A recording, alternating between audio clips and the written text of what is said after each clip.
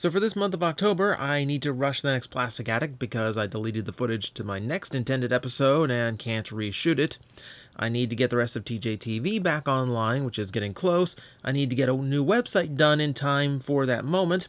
I also need to get TJ vs. VG recorded, hopefully after I record a podcast tonight.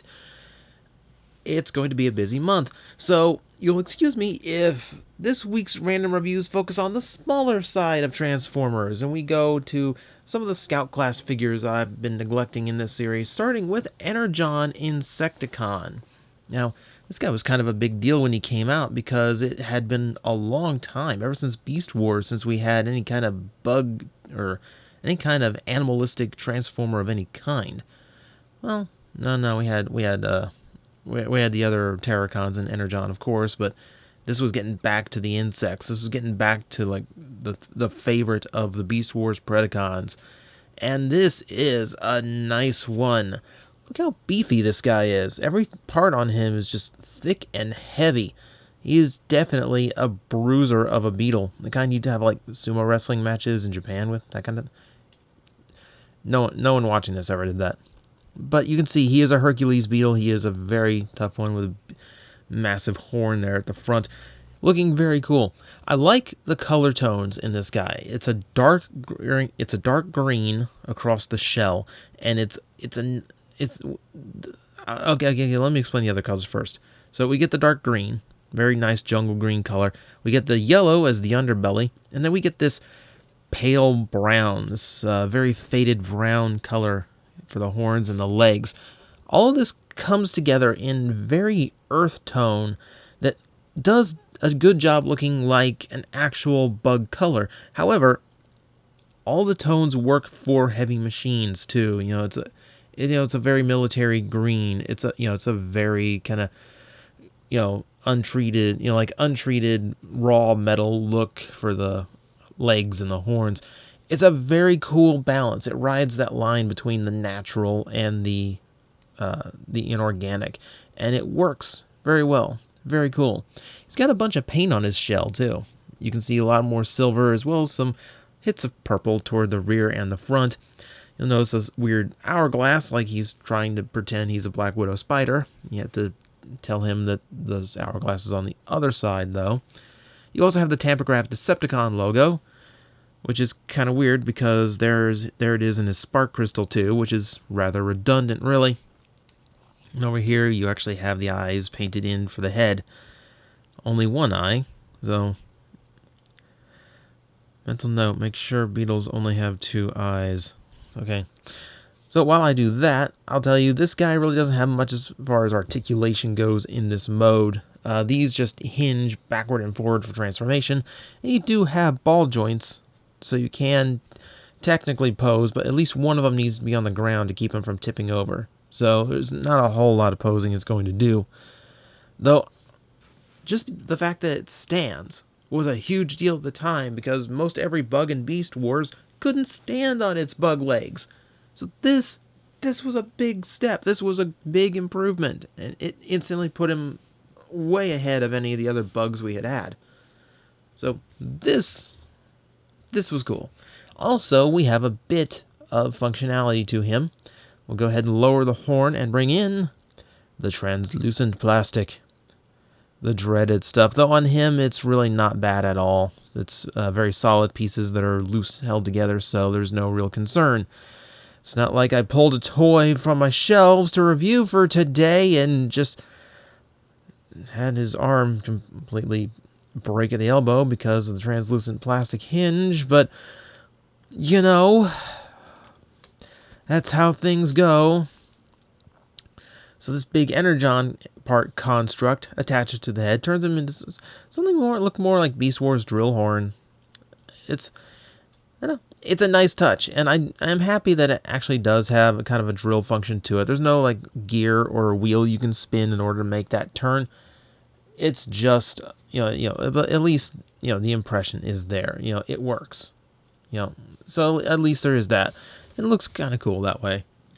Just in case you want to switch up the horn for something a little bit more direct. So that is the beast mode. Let's take this guy to robot mode and see how he does. First, we unpeg his hips from the shell and bring his legs together like so. And now we're going to open his arms up. He's a very simple transformation. Like everything, like he doesn't need panels to hide or accomplish any of it. It's all done with just pegs and portholes, and everything just kind of fits where it's supposed to fit. You know, it's a wonderful thing about the engineering from this particular series. We'll rotate the chest all the way around, and then we'll raise these up and point the horn forward. And there we have this squat little bruiser known as Energon Insecticon. I really like the way this looks. I like brutal, brick powerhouse type looking Transformers, and he definitely fits the bill. Something really nice. There's something really fun about him being that small and that brutish. It just kind of works for me. We'll take a close-up look at the head, and it's an interesting head sculpt. And you can see there that maroon purplish paint from the beast mode is done up for the face. The crest is painted up a little bit with a new kind of a pale green color, and you can see the eyes painted in silver. What's interesting to me is like the face has a lot of sharp lines and a lot of panels coming together in order to form it. It's kind of a movie style face, which was back then it was just like a super detailed and creepy. Now it kind of reminds me of a lot of the movie toys, which is a little bit strange. Okay, form-wise, you're getting some new details here. Obviously, parts of the shell form both the shoulders and the chest, so while it looks like a solid piece of chest armor going all the way across, more important is, well, you've already seen the detailing. So beyond that, what else? Well, we got some black parts showing through. Inside the arms, you can actually see it now, as well as in the pelvis. And we also have some new details on the thighs, greens and purples and such. It's a very nice color scheme. I'm a big fan of this guy. Also, thanks to those heavy bug legs, like the feet are big. They have a lot of balance to them. And I think this is a great way of getting rid of the insect parts, because this was one of the hardest things to get rid of on a Beast Wars figure.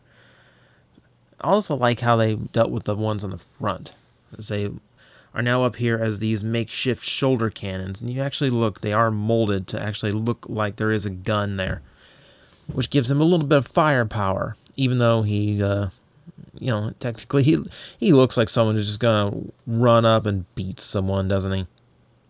Like, what do I need a gun for? My fists are the registered weapons and such. For articulation, it's not a lot because of that.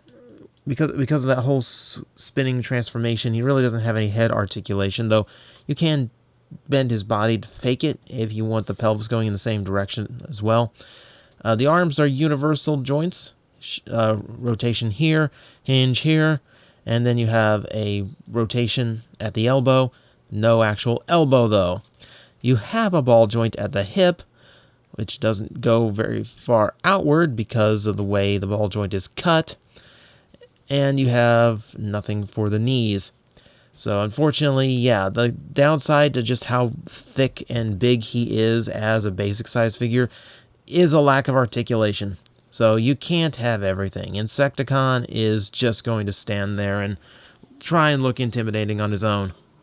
But if you want him to look a little bit more intimidating, we can take his weapon apart, which it just kind of frictions in. Nice, simple function. And let's see, no, I'll make him a lefty for sword. And we'll give him the gun in the right hand. So, he is well armed in both close range combat with this drill sword. It's very Dinobot that way. And this piece, which turns into a very convincing like hand cannon / Gatling gun. I really like the engineering behind these toys, as it really lends itself to some really cool weapon designs when they're together and apart. And of course you can still combine them together for a big lance weapon if that's what you want to do. And just to power them up a little bit further, we have the Energon star that all of these Terracons came with.